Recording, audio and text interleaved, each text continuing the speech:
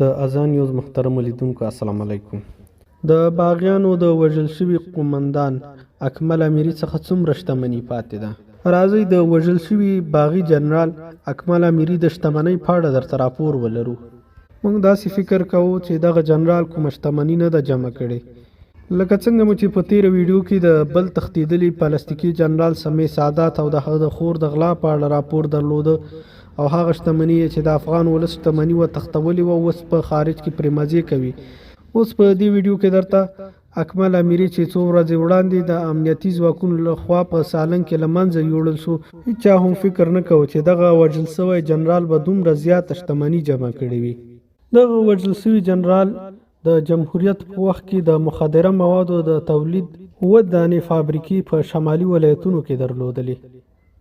همدا ډول په دغه جنرال باندې په لویه څارنوالۍ کې یو دوسیه پرته ده چې د قول اردو تیل یې خرڅ کړي دي، چې دغه دوسیه تر اوسه پورې هم همداسې پاتې ده.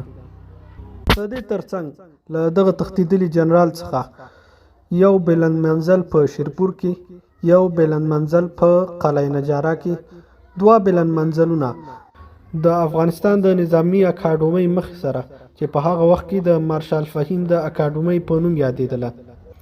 همدا ډول یو بل بلند منزل د رشخور په سیمه کې لري چې دې سره 2 جریبه باغ هم شتون لري. همدا ډول په سر کوتل کې چې د کابل خروجي دروازه ده 20 جریبه ځمکه لري.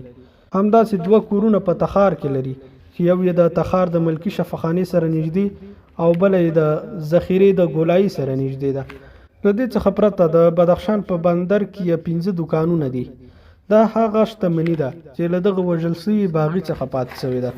یو جنرال څه ډول کولی شي چې دومره ډیره شتمني ترلاسه کړي پرته له دې چې اختلاس او فساد وکړي او یا هم نورو ته جاسوسي وکړي چې په مقابل کې یې پیسې ترلاسه کوي.